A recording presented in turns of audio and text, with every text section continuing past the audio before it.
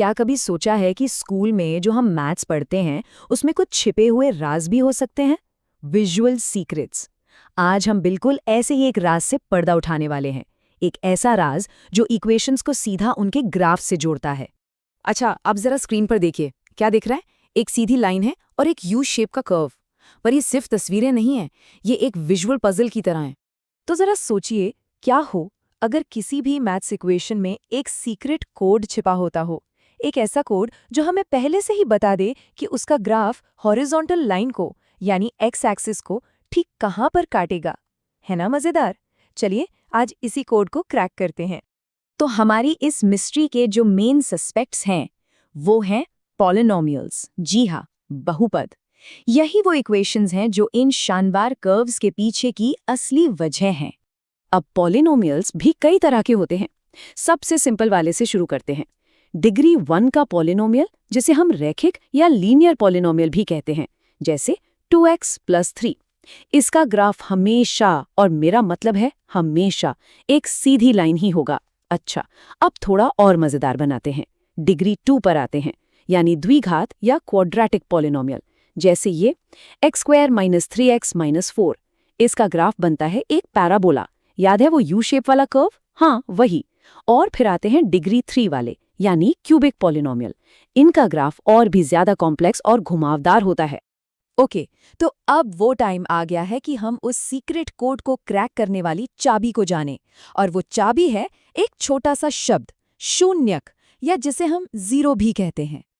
अब मैथ्स की भाषा में इसकी परिभाषा थोड़ी टेक्निकल है। ये कहती है कि कोई भी रियल नंबर, मान लीजिए k, किसी पॉलिनोमियल p ऑफ x का शून्यक तब होता है जब p ऑफ k की वैल्यू 0 हो जाए। सीधा सा मतलब ये है कि इक्वेशन में x की जगह उस नंबर को रखने पर जवाब में 0 आना चाहिए। ये तो हुई किताबी बात। अब आता है असली आहा मोमेंट। आसान भाषा में शून्य का मतलब बस इतना है। ये ग्राफ पर वो पॉइंट है जहां वो एक्स एक्सिस को काटता है या उसे छूता है। बस यही है वो सीक्रेट कनेक्शन जिसकी हम बात कर रहे थे, अलजेब्रा और ज्योमेट्री का मिलन। तो अब जब हमने दावा कर ही दिया है तो सबूत तो पेश करने ही पड़ेंगे, राइट? चलिए अब सबूतों की जांच करते हैं और इस अलजेब्रा और ज्योमेट्री के कनेक्शन को और गहराई से देखते हैं। हमेशा की तरह शुरुआत सबसे आसान केस से करते हैं। ये है एक लीनियर पॉलिनोमियल y = 2x + 3। इसका ग्राफ देखिए, ये x एक्सिस को सिर्फ और सिर्फ एक ही पॉइंट पर काट रहा है। अब जरा हिसाब किताब करते हैं। अगर हम 2x + 3 का शून्यक निकालें तो वो आता है -3/2। और अब ग्राफ देखिए, अरे वाह, ये तो बिल्कुल वही x कोऑर्डिनेट है जहां लाइन x एक्सिस को काट रही है। परफेक्ट मैच, है ना कमाल? ठीक है, एक स्टेप आगे बढ़ते हैं। अब बारी है क्वाड्रेटिक पॉलिनोमियल की, y = x² - 3x - 4। इसका ग्राफ बनाने से पहले ये देखिए इसकी डेटा टेबल। हमने x की अलग अलग वैल्यूज ली और देखा कि y की क्या वैल्यू आती है।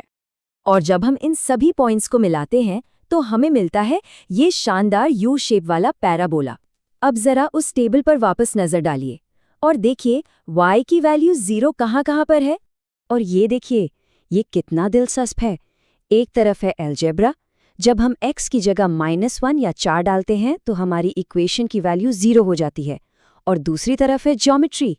ग्राफ ठीक उन्हीं दो पॉइंट्स x = -1 और x = 4 पर x एक्सिस को काट रहा है। मतलब हमारा कनेक्शन एक बार फिर साबित हो गया, केस क्लोज्ड। तो अब एक नया सवाल खड़ा होता है, किसी पॉलिनोमियल के कितने शून्यक हो सकते हैं?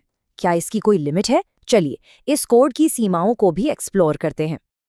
जैसे हमने अभी देखा कि डिग्री 2 वाले क्वाड्रेटिक पॉलिनोमियल के 2 शून्यक थे, तो क्या इसका मतलब है कि डिग्री 2 वाले के हमेशा ही 2 शून्यक होंगे? ऐसा जरूरी नहीं है। यहाँ 3 पॉसिबिलिटीज हैं। केस नंबर 1, ये वो केस है जो हम देख चुके हैं। ग्राफ एक्स एक्सिस को 2 अलग अलग पॉइंट्स पर काटता है, तो हमें मिलते हैं 2 शून्यक। अब देखिए केस नंबर 2, यहाँ ग्राफ एक्स एक्सिस को काट नहीं रहा, बस एक पॉइंट पर हल्के से छूकर निकल जाता है। तो इस सिचुएशन में हमें सिर्फ एक ही शून्यक मिलता है। और आखिर में है केस नंबर 3। इसमें ग्राफ या तो पूरी तरह एक्स एक्सिस के ऊपर रहता है या पूरी तरह नीचे, वो एक्स एक्सिस को टच तक नहीं करता। तो इसका मतलब है कि इसका कोई भी रियल शून्यक नहीं है। जीरोज। तो अब अगर हम एक डिग्री 3 वाले यानी क्यूबिक पॉलिनोमियल पर नजर डालें, जैसे y = x³ - 4x, तो इसका ग्राफ x एक्सिस को ज्यादा से ज्यादा 3 बार काट सकता है। डिग्री 1 1 शून्यक, डिग्री 2 ज्यादा से ज्यादा 2 शून्यक, डिग्री 3 ज्यादा से ज्यादा 3। कुछ पैटर्न दिख रहा है यहाँ? पैटर्न बिल्कुल है। और यहाँ से एक जनरल रूल निकल कर आता है। किसी भी पॉलिनोमियल की जो डिग्री होती है, मान लीजिए n, तो उसके ज्यादा से ज्यादा एट मोस्ट n शून्यक ही हो सकते हैं। तो पॉलिनोमियल की डिग्री ही उसकी मैक्सिमम लिमिट तय करती है। तो आज की इस पूरी बातचीत का जो निचोड़ है, जो सबसे बड़ी टेक अवे है, वो इस एक लाइन में है।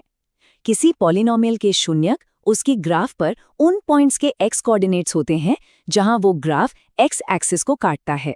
अलजेब्रा की एक मुश्किल सी लगने वाली चीज का इतना सिंपल और पावरफुल विजुअल मतलब है। लेकिन कहानी यहाँ खत्म नहीं होती। एक सवाल अभी भी बाकी है।